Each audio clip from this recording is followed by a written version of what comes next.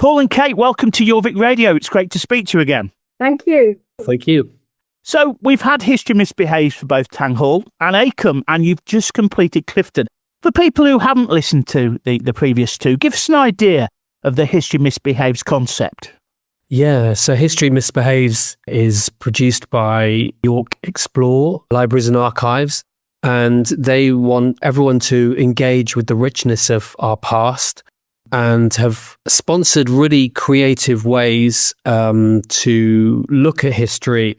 And that sometimes means looking at it in a kind of unusual or naughty or fun way. So Kay and I have worked on several projects that explore different periods in our local history in really quirky ways. So with regards to Clifton, you must have been delighted again with both the local community's response, participation, and also positive feedback as well. Yeah, we've been so pleased to work there. A great bunch of people. And the feedback we've had so far, and we have had a listening event for the participants last week, and they loved it. So that was a great relief, as always, when things come to the end and people are still pleased that they got involved in the first place, because it is a lot of work, obviously, to volunteer and come along and stick with it, especially through the winter months is when we're usually working. So, it's been lovely, and we've had feedback about sense of belonging, sense of creating something special, being in a group, all those things that really this whole project sets out to do. It's backed by funding from Arts Council England, and that's really the point of it, is to get people together and co-create. Paul, you're the writer. You wrote, obviously, Tanghall first, and then Acomb, and then Clifton. How do you decide on the approach? Because the first two were very different, and this one, again, is a different footprint. Yeah, it would be easy if they were all the same.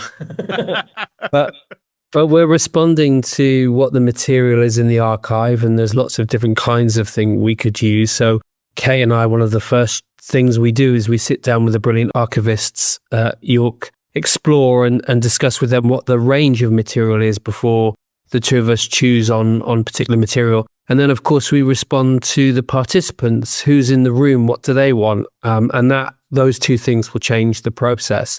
So, interestingly, for this one, I have written lots of it, but it's been more of a new writing project. We've really encouraged the participants to find their own writers' voices. And so I've script edited a lot of their written responses, creative writing responses to the archive material, and shape the overall piece. That really is inclusive then. Are you constantly surprised by the nuggets that come up in local history?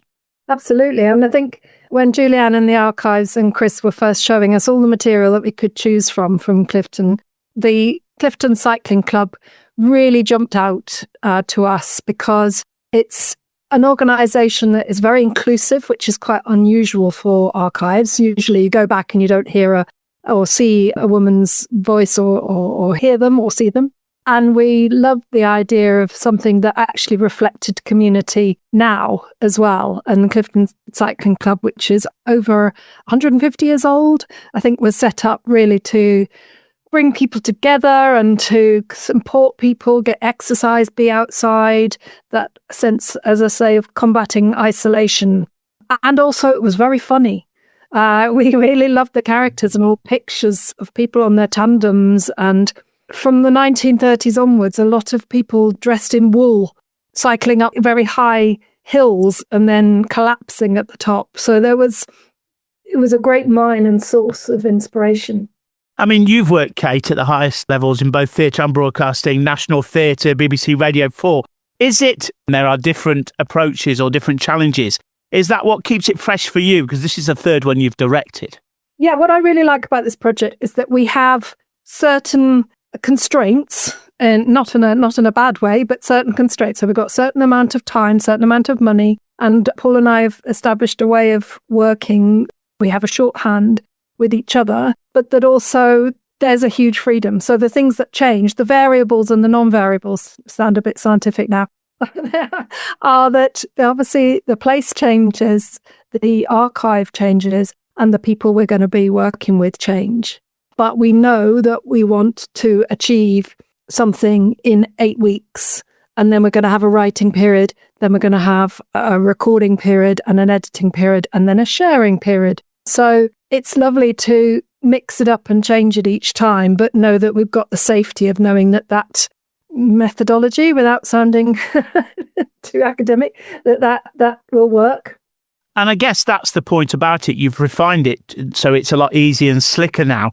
How long is it from concept to that listening event? In a matter of months?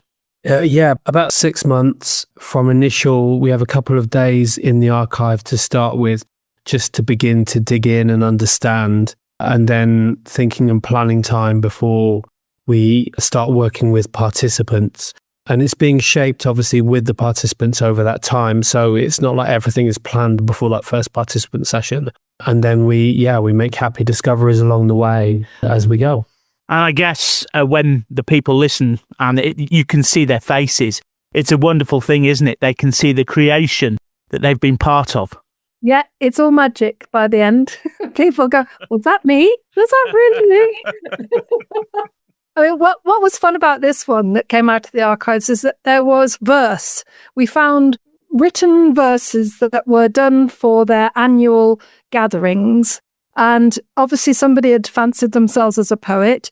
And so they'd written these kind of odes or ballads every year that involved sort of insider jokes, didn't they, Paul, of what had happened that year. So that inspired us to really try a new thing, which was writing in verse for History Misbehaves. So there's much of it, of the participants' work, that's in verse, but the narrator voice, which is the glue that Paul wrote, is in such brilliant verse. And we had a local actor help us with that, Mick Liffesage, and he's done such a good job at bringing that verse out. So I think people are going to enjoy it on so many levels, just of seeing how the verse works out. You always want to get to the end of the line and think, oh God, how's he gonna rhyme that one? But he does. Is the challenge though, you've got such a wealth of material, it's what to include and what to leave out. Yeah, absolutely. People think, or how will I come up with good ideas? But good ideas aren't the problem. It's how do you sacrifice some of those good ideas, because there is too much. And we need to get it to a manageable length, both for the listeners, so that it's not 3 hours long, but also so that we can make it in the time scale that we have. But I think overall the process is about liberating the artists. It was liberating people in sketch comedy last time, and this time it's been about writing rhythmic stories freely, and that gift will keep on going. Those writers, it may not be in the final thing, but it's in them, and they can keep writing and making and gaining the confidence to do so. In fact, one of the writers has sent me some of her other work to look at for advice. So I love that this has lit the touch paper for further creativity as well. That's a wonderful thing. Actually, it's got a longevity beyond just a half-hour broadcast. Yeah, and the other thing I really love is that this digital audio drama, it will be available and shareable and will live way past a single live theatre performance, for example. So in all sorts of ways, this is a project which is about historical legacy, but it's also historical legacy in and of itself. Yeah, exactly that. It's history becoming history to a certain extent. So we all know that anyone that lives in York, there are a lot more areas than just the three you've covered so far. Any plans for a next one? Yeah, we're coming into town. We're going to be bang in the middle. We're going to be based at the main library from the autumn for next year's project. So yeah, obviously we'll put out on the socials when people can get involved. But that's going to be maybe the hardest of all, because there will be so much material, obviously, within the city walls from which to choose from. But it may be that we're driven by, a different style again, as you say, Nick, to keep it fresh each time and differentiate it from the years before. Ever inventive. Well, we look forward to hearing it. We're going to be broadcasting it, as we've done with the previous two. Delighted to be broadcasting it Sunday, the 29th of March at 10 p.m. And I'm sure people will love it, because we've heard it. We've been privileged to hear it, and it is fabulous. And, thank you for both of your time and expertise, and we look forward to speaking with you about it in future. Thanks, Nick. Thank you so much, Nick. Daisy, Daisy. your answer to. I'm half crazy over the love of you. It won't be a stylish marriage, I can't afford a carriage, but you would sleep on the seat of a bicycle made of two. What follows is a lyrical audio journey inspired by the archives of Clifton Cycling Club, which began in Clifton, York in 1895 and continues until the present day. Using archive material, including photos, poems and other records, a group of Clifton residents created this imaginative response to what they discovered. The cycling club used to capture their memories in rhyme as a poem that was performed at their Christmas parties. We have decided to honour that spirit by using rhyme and rhythm in our work. We present to you Spokes.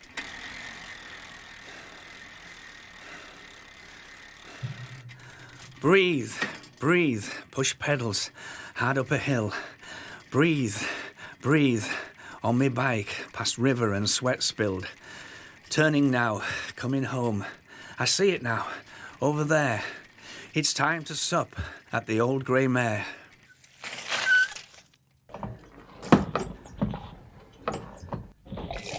Pints pulled, elbows raised, and the CCC are giving praise. Clifton Cycling Club, if you weren't aware. Annual social. Pull up a chair. It's off your bike and in the pub. Pipes lit, pay your subs.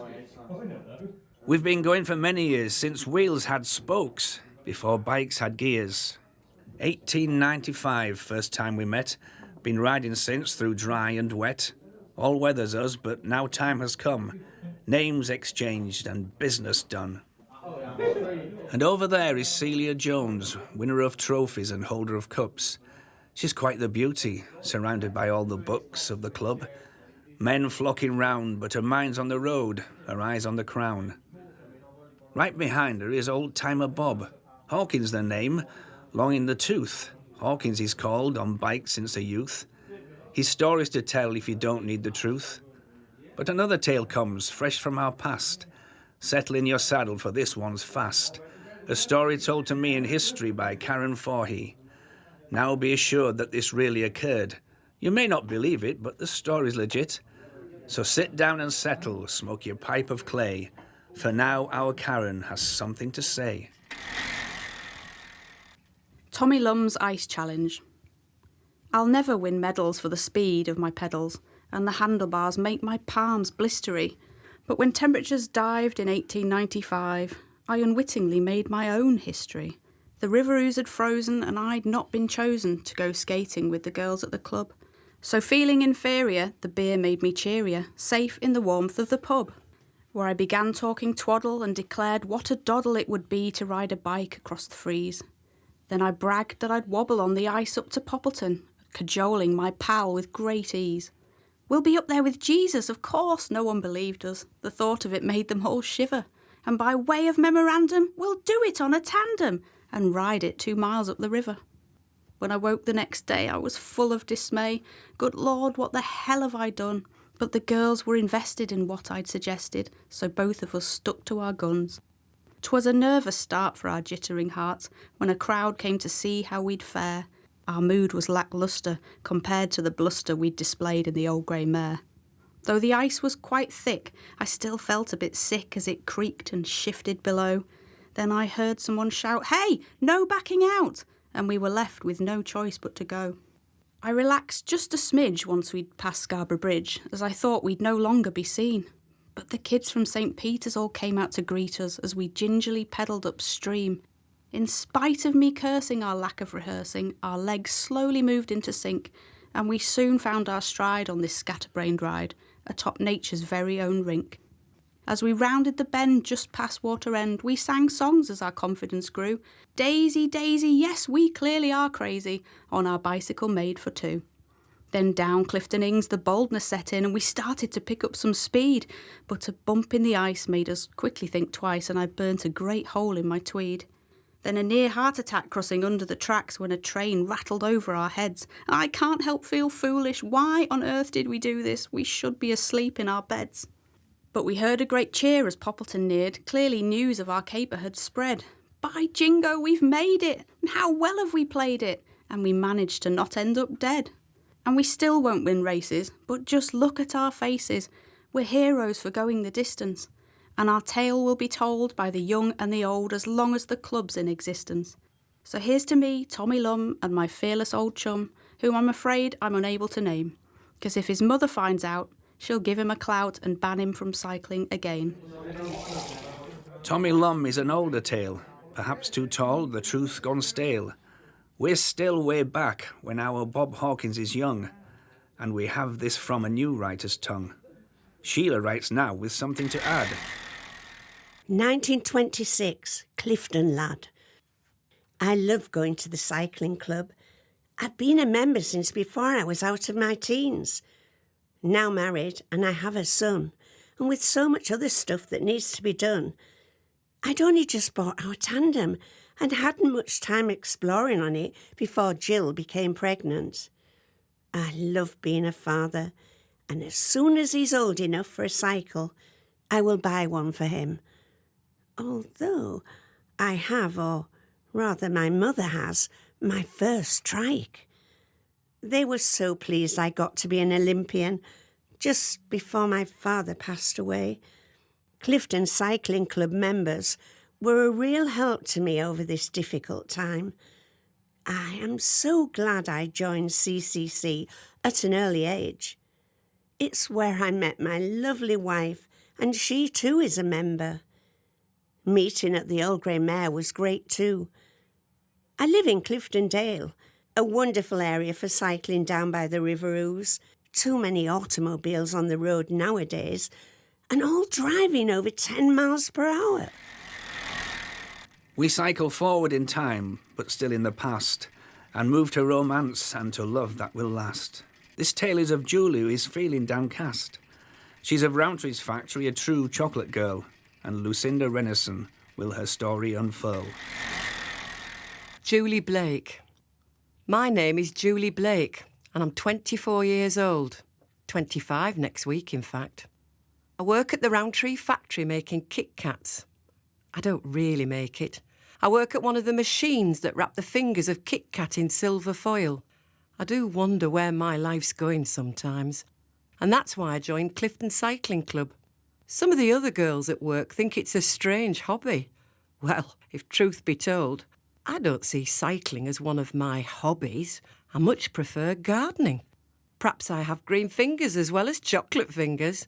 I do cycle every day to get to work, along with so many other people at the factory. And I do like riding my bike. I go as fast as I can sometimes.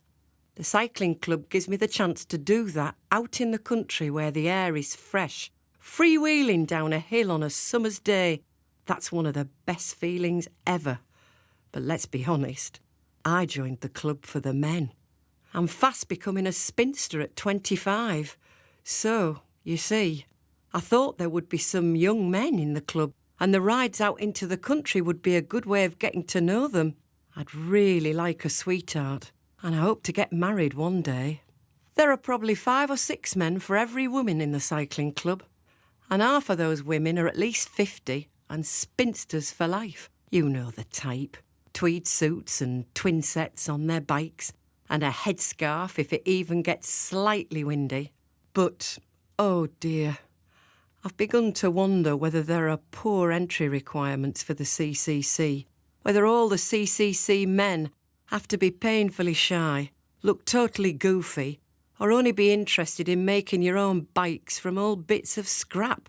I'm left with the Georges and the Jeffreys and young Giles, who I don't think has ever looked anyone in the eye since he joined 8 months ago. One of the Georges likes me. I'm sure he does, and maybe I could quite like him, but he never talks to me.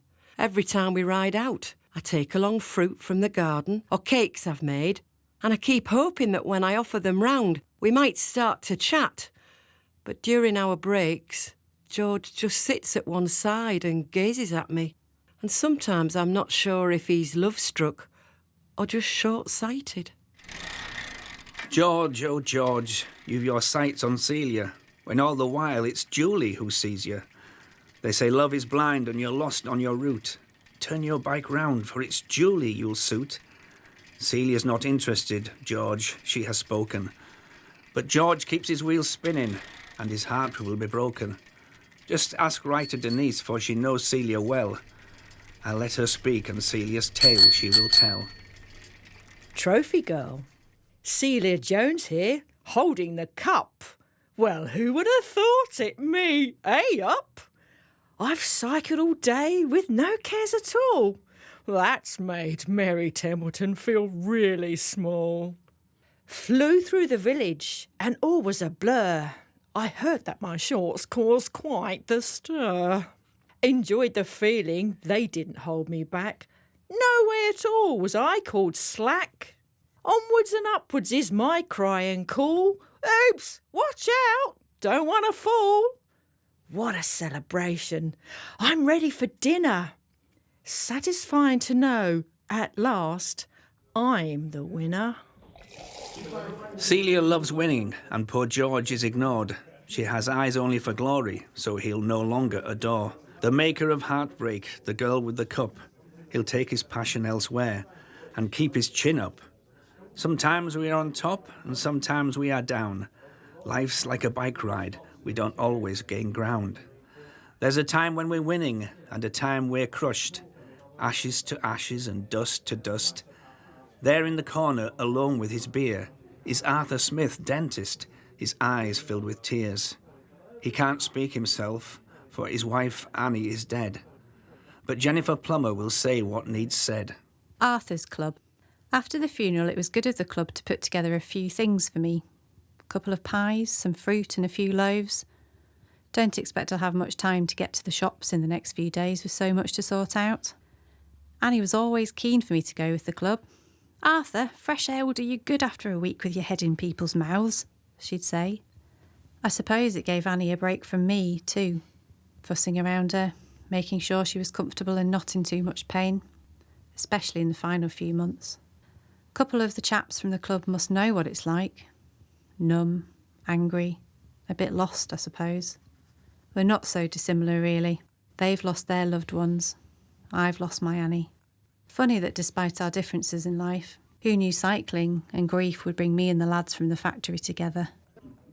Death has come at a great cost, but elsewhere in the club love's labours are lost. Julie, Julie, cries George. He won't give it a rest. There's new hope in his heart, which bursts out his chest. His eyes now on Julie, but he won't say a word. And Julie knows nothing, though her heart is full stirred. So George asks agony Aunt Sally for all of her thoughts. What to do, how to woo, how he ought. Lucinda will read the letters of aid. Listen up, George, be not afraid. Dear Aunt Sally. Dear Aunt Sally, my name is George. Do men write to agony aunties? I'm not sure. I'm a bit ashamed to be doing it, but I need your help so badly. You see, at Clifton Cycling Club in York, we meet to go out for rides, or sometimes just have social gatherings at our local, the Old Grey Mare in Clifton. It's a happy bunch of people, and I'm very glad to be a member. My problem is that I've met a wonderful girl there. Her name is Julie. She's so pretty and talented and an excellent cyclist as well. I love to watch her freewheeling downhill with the wind blowing her hair about and such a sparkle in her beautiful eyes. When we stop for breaks, I can't take my eyes off her, and when she comes over to offer me some of the fruit or cake she's brought, I can only take a piece silently. I'm so tongue-tied. I think I may be in love. Aunt Sally, what can I do? Yours, George. Dear George, you need to man up. You'll never know if Julie likes you unless you talk to her. You say that she offers you fruit or cake when the cycling group stops for a rest. That is your opening. Ask her if she baked the cake herself or whether the fruit is from her own garden. It is a simple question, but can lead to more.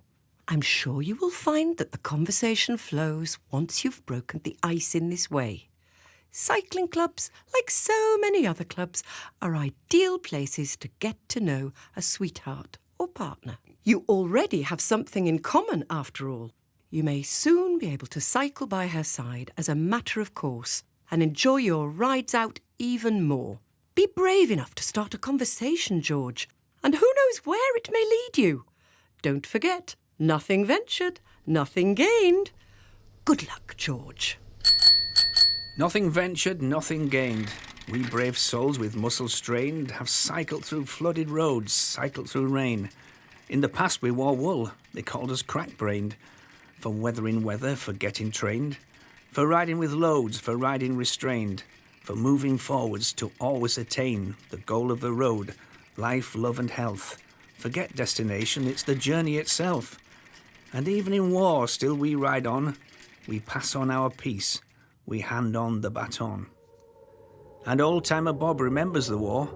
There's tales to tell and we've plenty more. Sheila has Bob on his bike, his old metal friend, with a new written saga. It's called Around the Bend. Here we go, my cycling friends.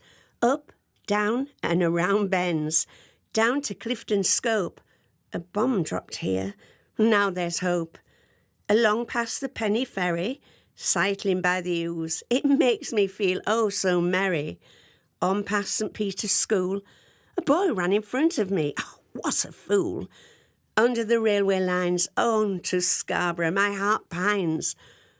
On up Marygate, past the walls. Oh, Sam in front has had a fall. Oh, down into Lover's Lane, cycling on past Clifton Dale, round by the green. Oh, there's a fair. At last our destiny, the Old Grey Mare. The landlord handing out pints of clay. What a wonderful way to spend a day. And although things are rosy at the Old Grey Mare, Pam Lydiot has a tale of life unfair. Billy Windsor. Ah, a day to do just as I please, said soldier Billy Windsor from his bed. I'm home on leave and Rose is at her job, and earning, I hope, a decent bob. So he takes his bike and off he goes. Don't know where, but he'll follow his nose. He didn't allow for there being no roads, just piles of rubble and great bomb holes. Oh, there's our Frank. So he shouts, come for a beer? But Frank says, Jerry got the pub, so there'll be no cheer. And in a quieter corner, there's a young hope. Sarah Neary lies in her bed. Sally tells her story as if in Sarah's head. Sarah Neary. What do you want, Misty? I'm not getting up to feed you yet. It's far too early. It's Sunday and the beginning of my holiday, so surely you can wait a little longer. You're not going to let me lie in, are you? Can't I even daydream? Oh, what if he's there this afternoon? Maybe he'll be with his friends and won't even notice me. What if I can't keep up on the ride? Oh, heck. I've got butterflies now. May as well get up and feed you. See? You've got your own way after all. Gosh, it's a lovely day for a bike ride. You'd never have thought there was a war on. Great idea, this holidays at home scheme. Don't have to travel far. Do something I enjoy doing. And I get to look at him too. It's warm, so shorts. Bike all fixed up, so just got the morning to get through now. We'll clear up the house a bit, which should please Dad. I'm going to leave him for a bit as he's worked so much this week in the shop and everybody going on at him to give them a bit of extra. He doesn't give in apart from you, eh, Misty? Well, you're not going to wake him up too, so out you go. Who's that knocking at the door? No, nosy Edith Wellington. Don't you know it's Sunday? Yes, I know there's a war on, and no, I'm not going to wake my dad. Go away. Yes, I tell him you called and that he's promised to keep some brisket for tomorrow. Yes, it's a lovely day, and no, I'm not going anywhere special. I'm not telling her what I'm doing. She'll see anyway when we all meet up on the green. Oh, butterflies are back. Well, it'll just be nice seeing him anyway, whatever happens. Must keep smiling and get through the race. I'm not that bothered about that, but Dad will be ever so pleased if I finish, and it'll look good for the club. But that's in the past, and we've all cycled on. Peace in our time and the war's long gone. They think we like bikes. For some that is true, but cycling together, that's really the glue that holds us in living. It's what gets us through. Our Sheila is back with a tale of cycling free. Pin back your ears and shout, whoopee! My cycle is a wreck at the repair shop on Lord Mayor's Walk, York. The accident involved a few cyclists, but my ankle is almost healed. It was only a sprain. I collect my cycle in 2 days and hope to ride it home. There is a get-together of cycling clubs next month, and God willing, I shall be there. It's in the Dales. I love riding my cycle, uphill and down dale with Clifton Cycling Club. I've had it since I was 13 years old, and now I'm almost 17 years. My father keeps the cycle roadworthy, oiling parts or replacing things, and I keep my bike clean and sparkling. My mother bought me a basket for my last birthday, which I find very useful. Oh, and a riding cape, which I keep in my front basket. Here's to more cycling days ahead. CCC, whoopee! And so they prepare to race across time, all of the members ready and primed, to clamber on bikes, to get on the road. Fast they will cycle and never be slowed. Be it 1920 or 1895, be it 1980s or 90s, they'll thrive. Whatever the decade and weather be damned, CCC ride forever as cycling band. Some ride for charity, some ride for fun. Some ride for medals and others for none. Race day is here. Throughout the decades, the thrill is the same, and the riders cascade up hill and down dale.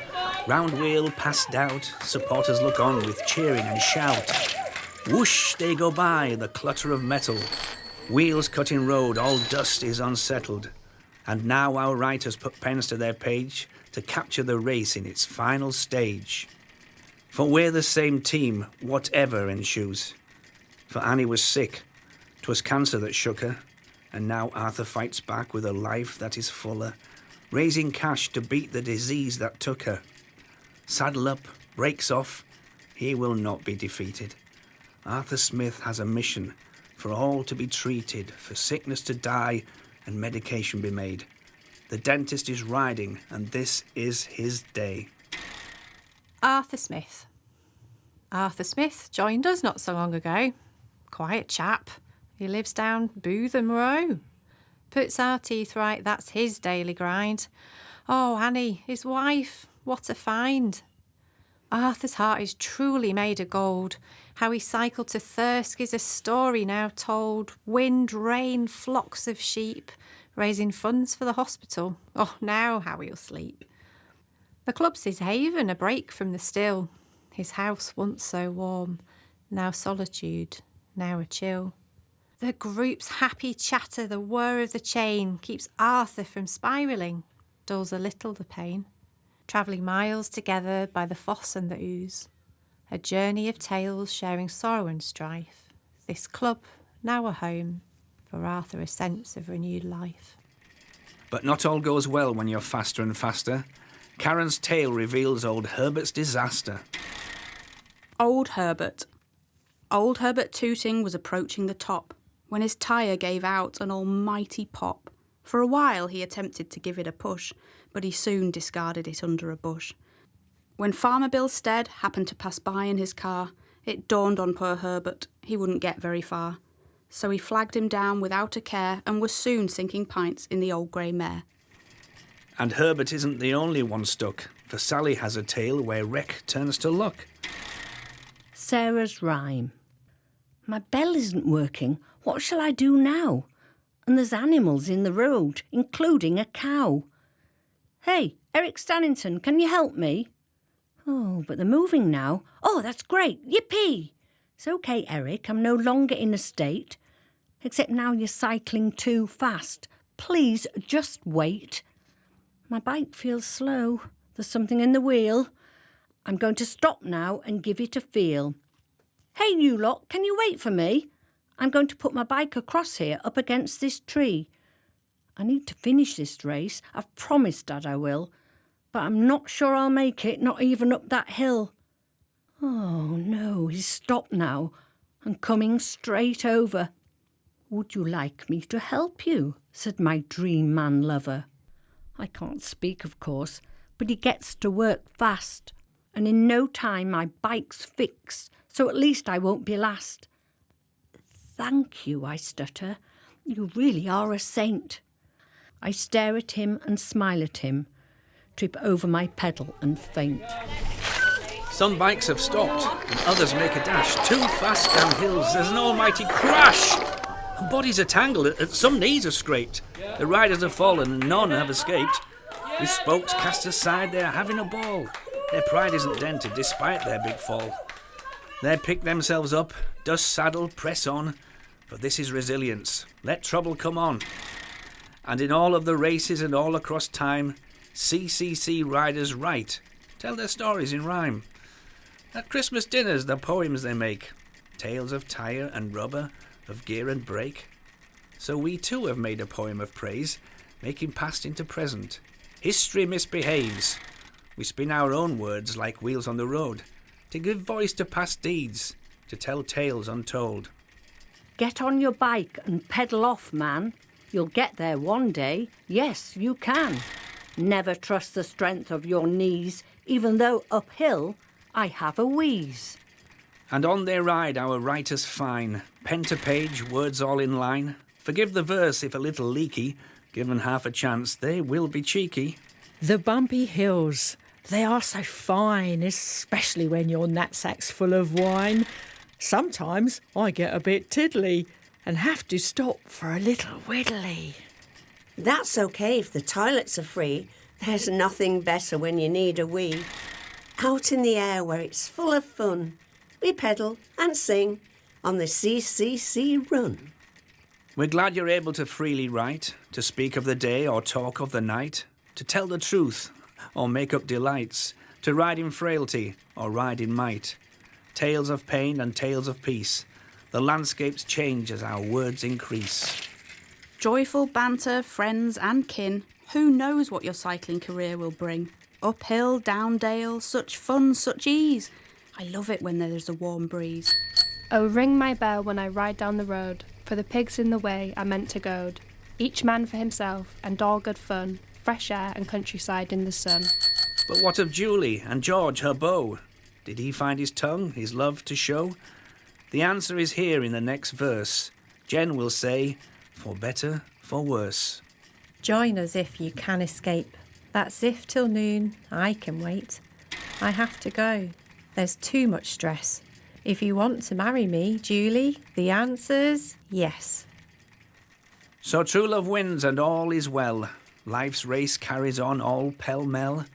Love is there between the riders. There's holes in our road, but nothing will divide us. We're nearly there, we're almost done. Thank you for the ride, thank you for the fun. We shall finish our journey with a final thought. We hope it helps when times are fraught. Clifton Cycling Club. It's been a long ride, but we continue on with bikes and with pride. We continue on with bikes and pride. Daisy, Daisy, give me your answer, do.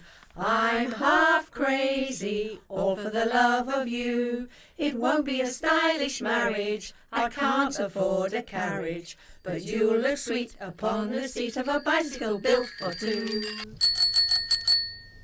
Spokes is part of the History Misbehaves series of audio dramas, using archival material to creatively engage with the past.